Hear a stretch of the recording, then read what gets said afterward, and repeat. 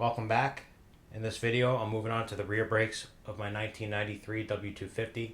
In the previous video that I posted already, I did the front brakes, wheel bearings, and shocks. So now we're doing the wheel bearings, brakes, and shocks on this Dana 70.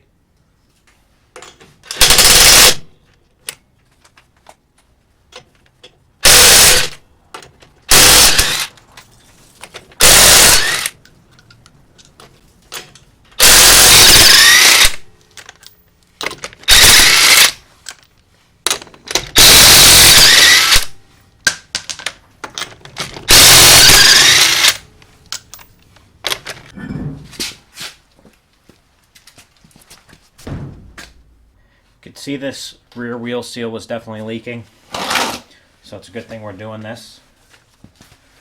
First up, I got to pull this axle out.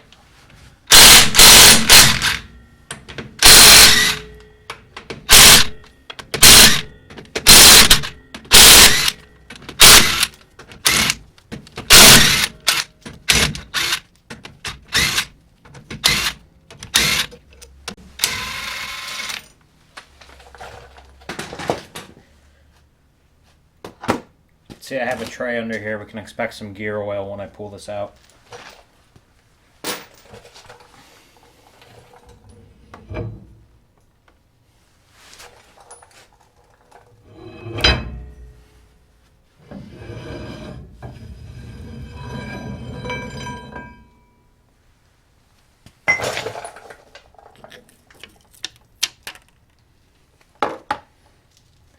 One of the weaknesses of the Dana 70 is the lock nut. This just uses a single nylock nut instead of a dual nut, and this little tab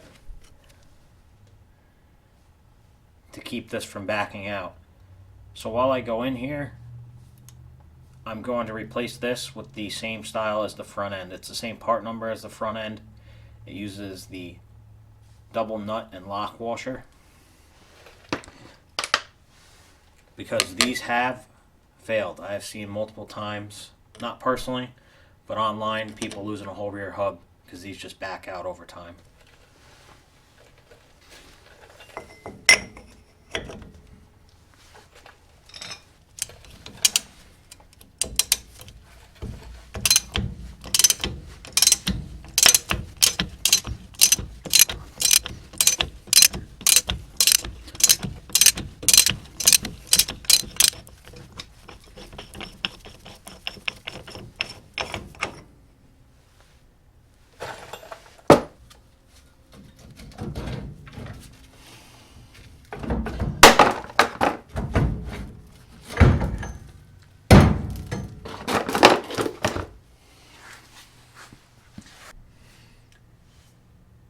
It's cleaner in here than I thought it would be.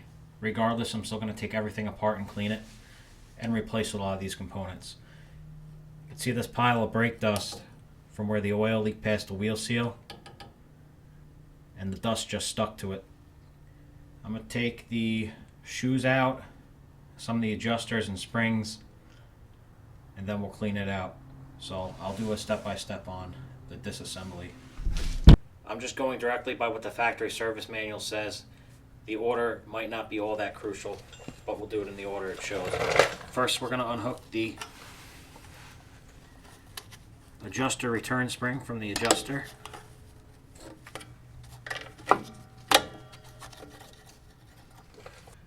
Next, remove lever and return spring from lever pivot pin. Pivot pin is behind here.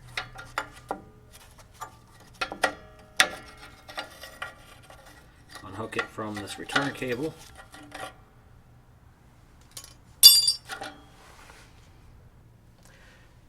Next is to remove the shoe-to-shoe upper spring. I have new springs, so I could just clip this, but I'll just use this tool since I'm replacing the shoe already anyway.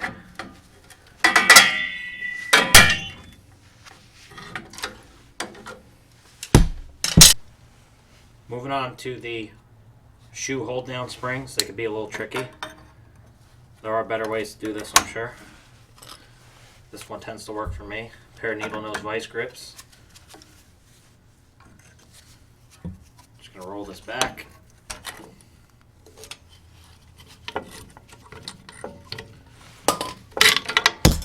And same for the other side. Now disconnecting the parking brake cable from the parking brake lever.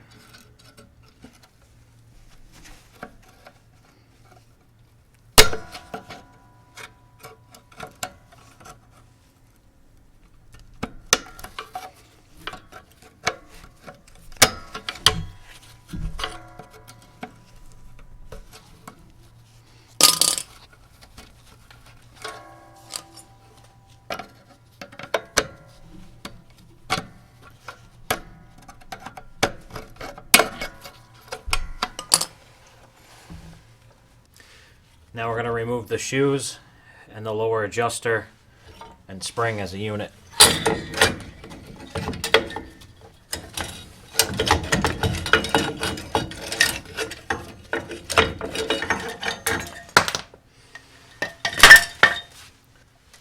If you plan on replacing the wheel cylinder or replacing this return spring, you have to remove this parking brake lever, and that's done by a 7/16 bolt behind the backing plate, so we're going to do that. I am changing out my wheel cylinder not because they're leaking, but because I'm upgrading everything to 3-inch package. So these trucks came with a 2.5-inch rear shoe and a 3-inch rear shoe. You don't need to change anything other than the drums, the wheel cylinder, and the shoes. So if you're going in to do a brake job, it's a nice little upgrade. Certain people put wheel cylinders. I have a Chevy in there. Those work too. I think they're from a K30. I'm sticking with the Dodge ones. I'm just going to the 3-inch. From what I read, I believe you could also just keep your original brake drums as well. You can use a 2.5-inch brake drum with a 3-inch rear shoe. Don't quote me. There's a lot of good information on the forums. Either way, it's a good idea to take this all apart and lube up this assembly. I'll show you how I do that. So back here, directly in line with this, it's a 7/16 nut.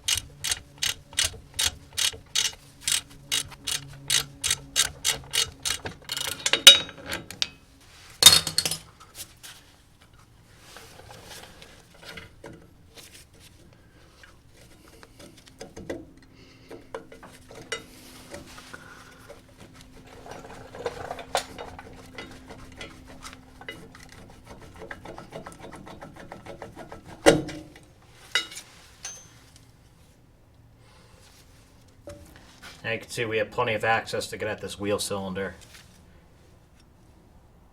And we'll take this assembly apart, clean it, and lube it up. Here's the new adjuster return spring. To take this parking brake lever apart, just gotta hammer this stud out.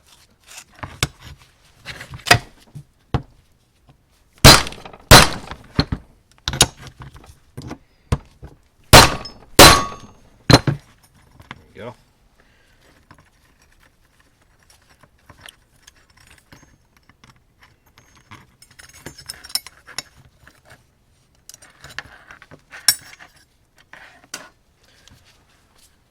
So while I take this all apart, I like to clean it up with a Dremel.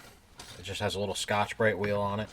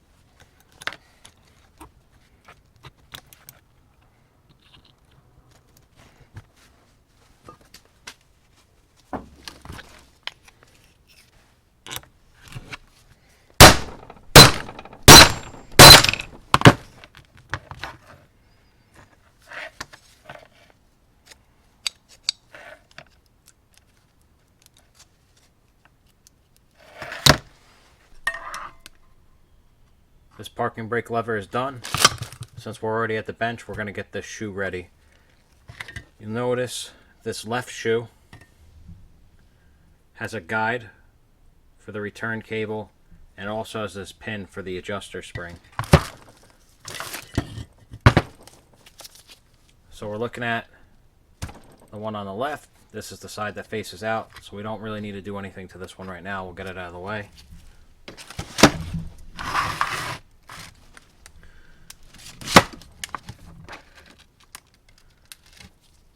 We're going to take our new guide, put it up here,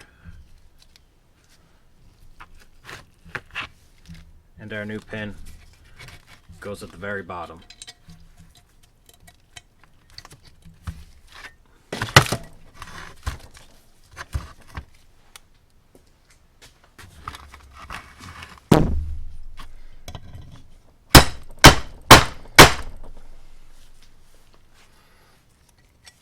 Now we just got to drive this pin in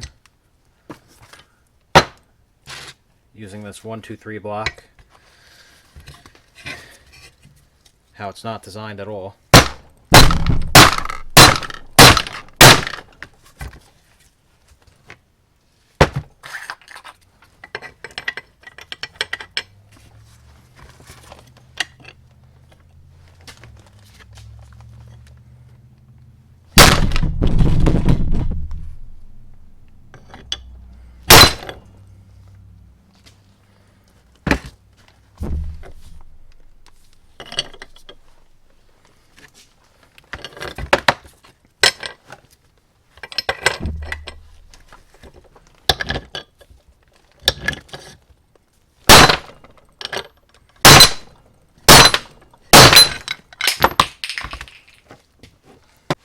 If you're replacing your drum like I am, you need to separate the hub from the drum.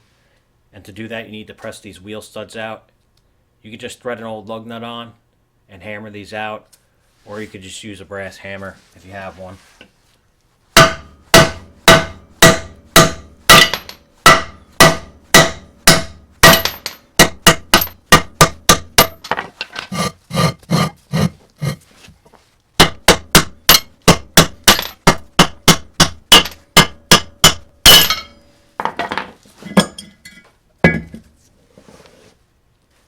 By separating this, it also makes servicing the bearings a lot easier. Since I'm replacing the races as well, I need to drive those out, and doing it as a unit is not too easy. Another thing to note is this inner dust shield. The new drums I got didn't come with them. Maybe some others will. But I need to take it out, clean it, and reuse it. So I'm going to hit that out from the back.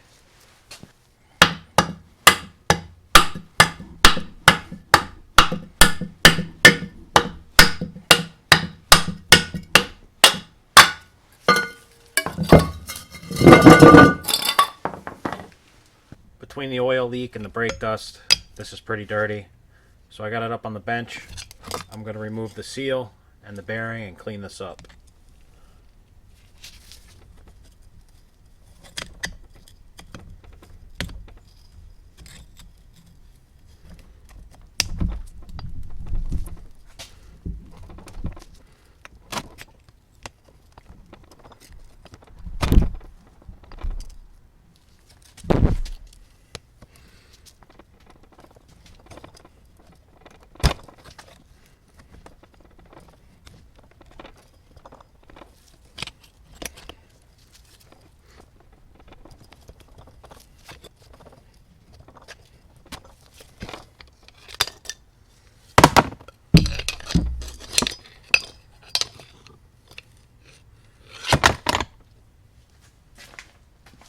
Just like I did with the front hub, I'm going to be replacing the bearing races as well, not just the bearings.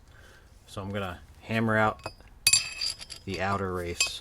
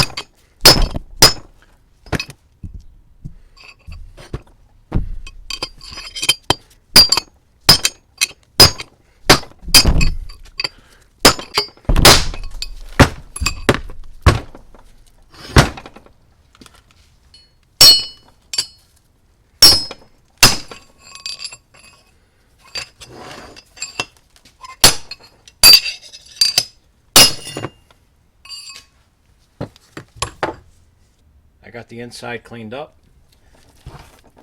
and most of the outside. So now I'm going to put the bearing races back in. On the front hub, in my other video, I used my hydraulic press to push it in, but I think today I'm just going to hammer them in. I'm going to put a little bit of grease in here to help the race slide in. I'm not going to put too much because this is oiled by the gear oil.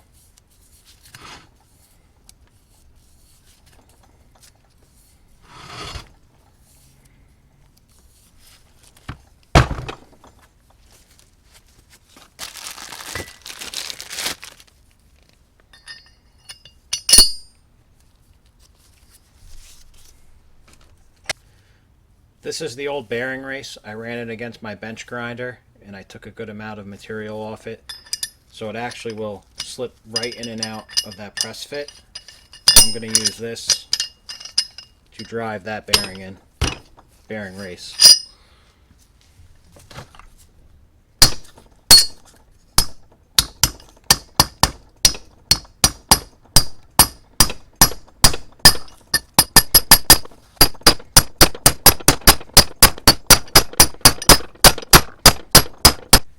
This is when having a big socket set really comes in handy.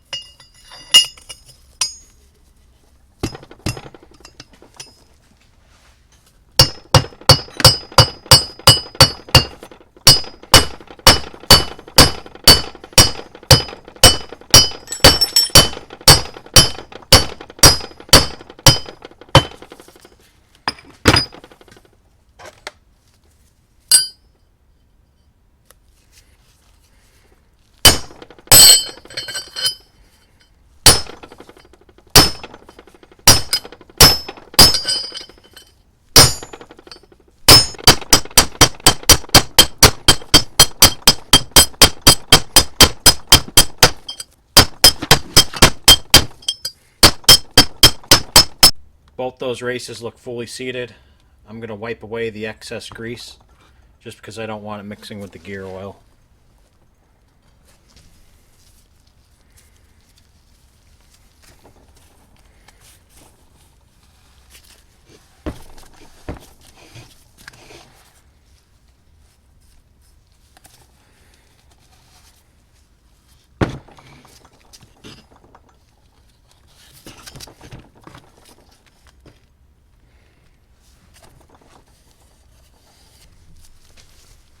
This is not entirely necessary, but I did soak my wheel bearings in gear oil overnight. Really all they need is about 5 minutes, and just spin them a bit to get the oil between the rollers and the cage and the inner race. That being said, it does make the process really messy. You could just coat these in oil real quick and throw them in, but I had nothing but time on my hands. So I'm going to transfer this bearing into the hub and then put the seal in.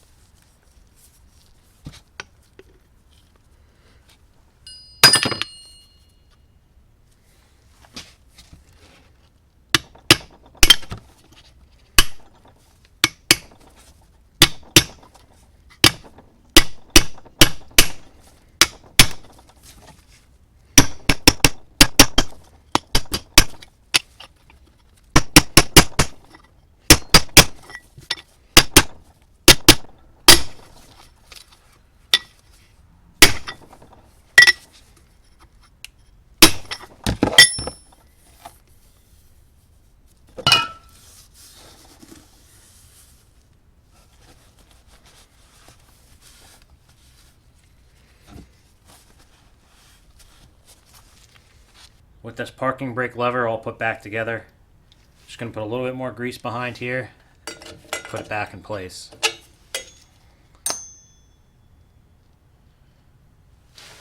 Actually, I'll just put the grease right on here.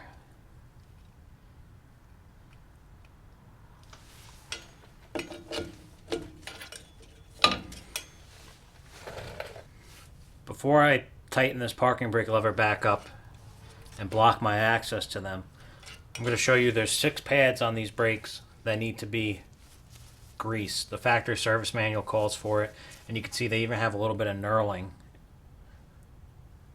which is supposed to hold the grease. So there's 1, 2, 3, 4, 5, and 6. Just going to use a little bit of this moly grease on there.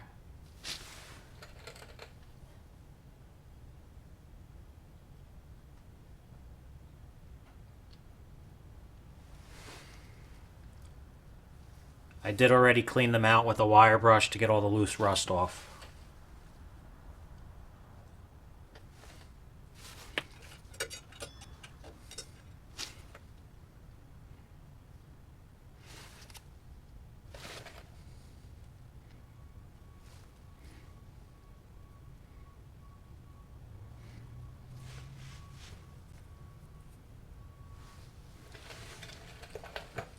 I also forgot to mention I already replaced this master cylinder with a new one. I did not film that though.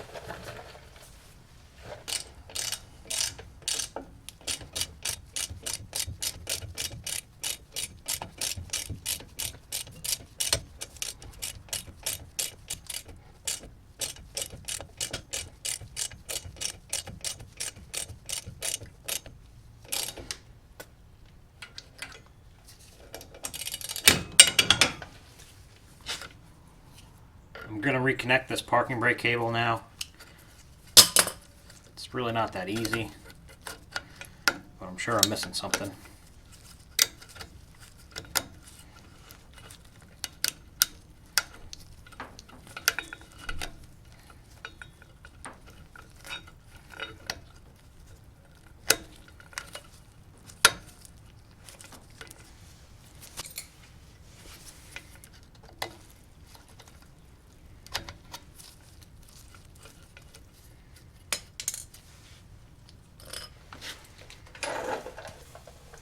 I'm sure there was nothing wrong with the old ones, but my new hardware came with them, so I'm going to use them.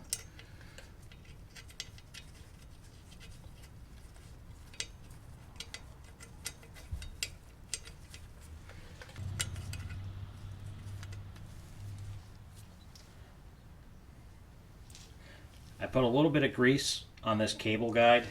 I guess it's just the engineer in me that wants all contact surfaces as efficient as possible with lubrication. I'm also going to put a little bit of grease on this adjuster since it seems to have none from the factory or parts warehouse.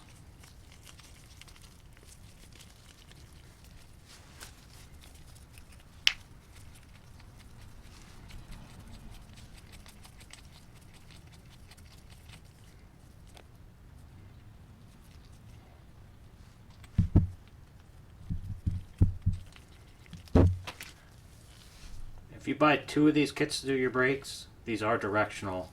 They're right hand thread on the right side of the truck, passenger side, and left hand thread on the left side, driver side.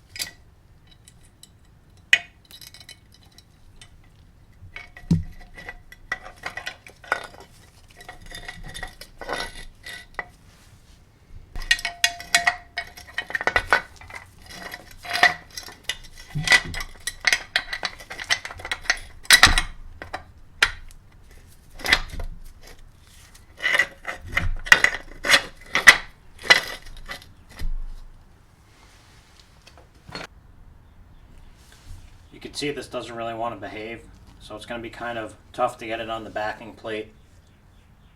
But I'll show you something I use to make my life a bit easier.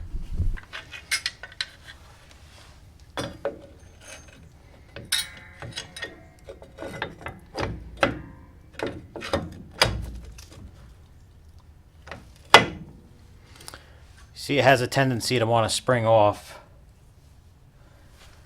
And one thing I got to do is get the master cylinder, wheel cylinder push rod in the proper groove.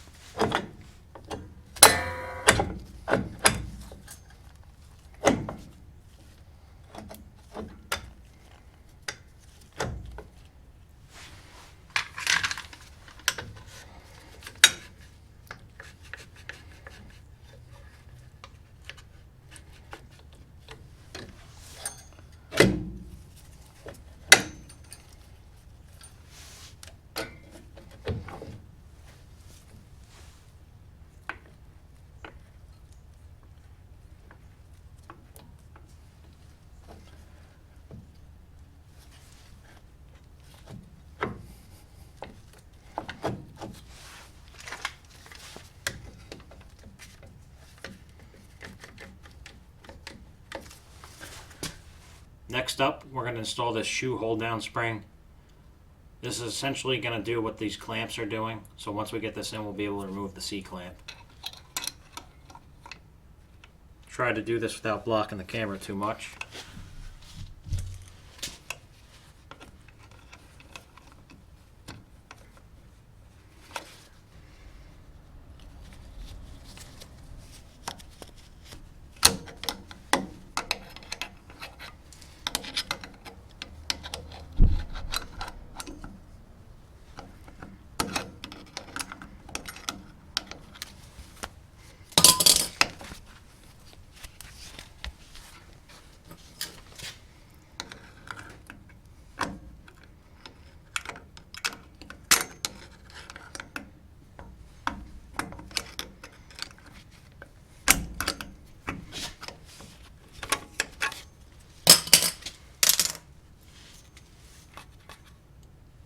I kind of use the same method for the other side, even though the parking brake lever's in the way.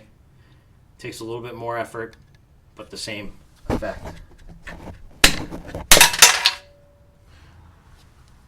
Now we're going to install this upper shoe-to-shoe spring. I like to start with the side behind the parking brake.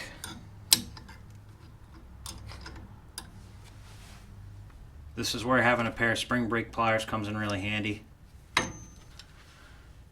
Some of them have like a little shoe on it to keep it from ruining the brake shoe. This doesn't have that.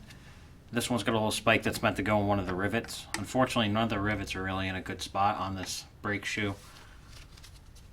So I'm just going to put this little pad from my, from my C-clamp on there. Probably wouldn't be the end of the world if I put a divot in the shoe anyway.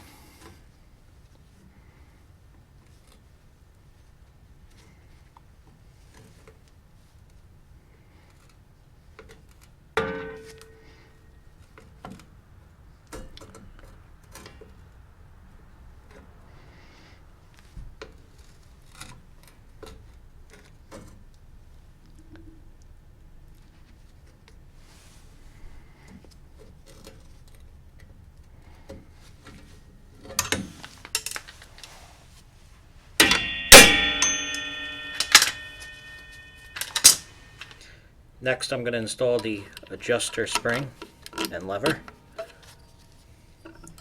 Make sure this is riding in the proper channel up on the inside of the shoe.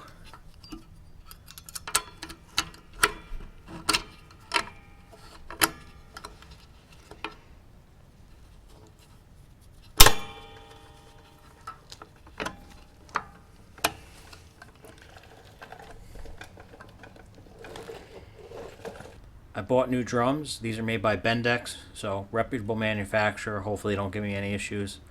A lot of these drums are coming from China now, and most of them, the tolerances are not that great, and they're a bit warped.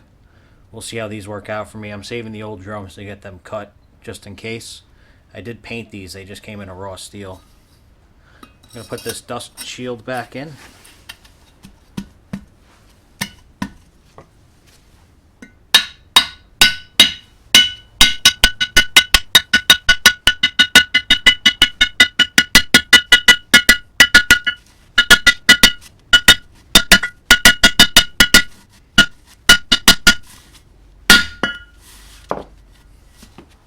So one of the downfalls of getting that bearing covered in oil first makes everything leading up to the installation a bit messy, but I think it's worth it. Now we're going to put the drum back on the hub and put the wheel studs back. I'm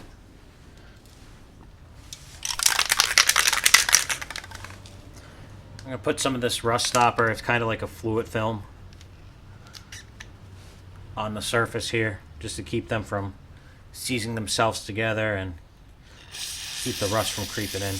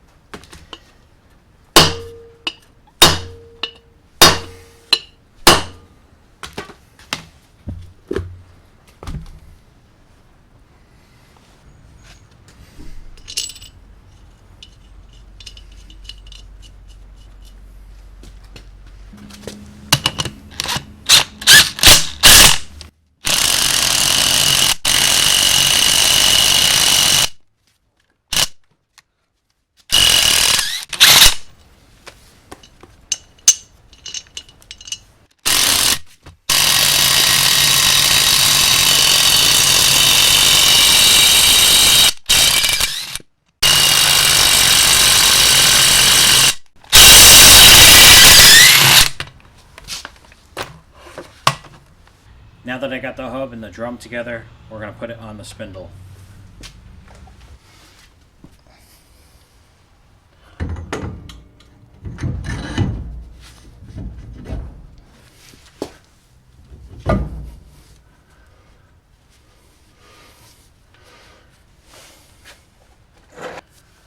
Now that I got the hub and the drum mounted, one thing I like to do is just put a little bit of gear oil in there to help out that inner bearing.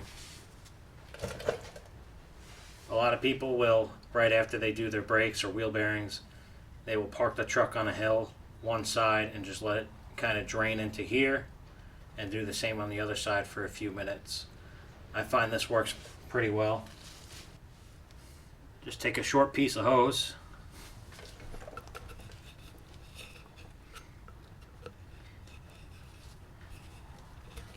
squeeze it past the race, just a bottle of gear oil.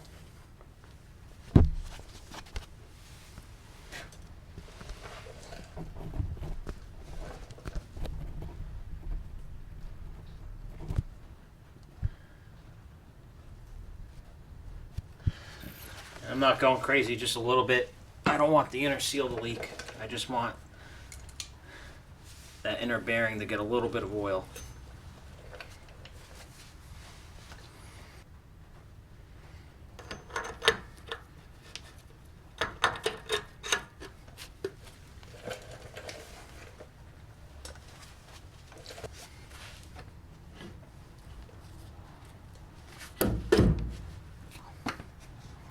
Like I said earlier in the video when I was taking everything apart, I'm moving away from the nylock retaining nut, and I'm going to use the nut washer nut combo, just like the front. One of the added bonuses, I only got to use one socket for the whole truck now.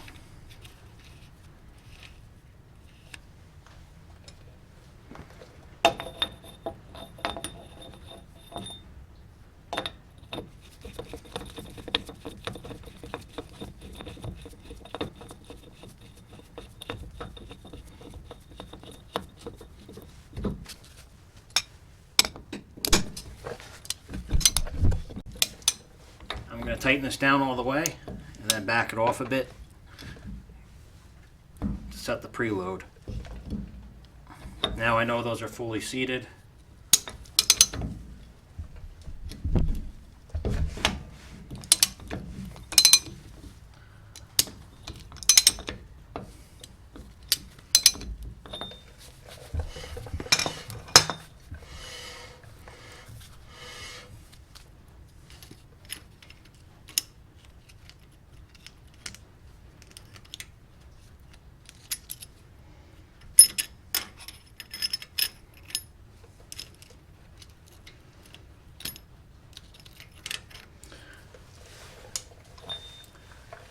So now if that tab doesn't line up, we want to loosen this until it does.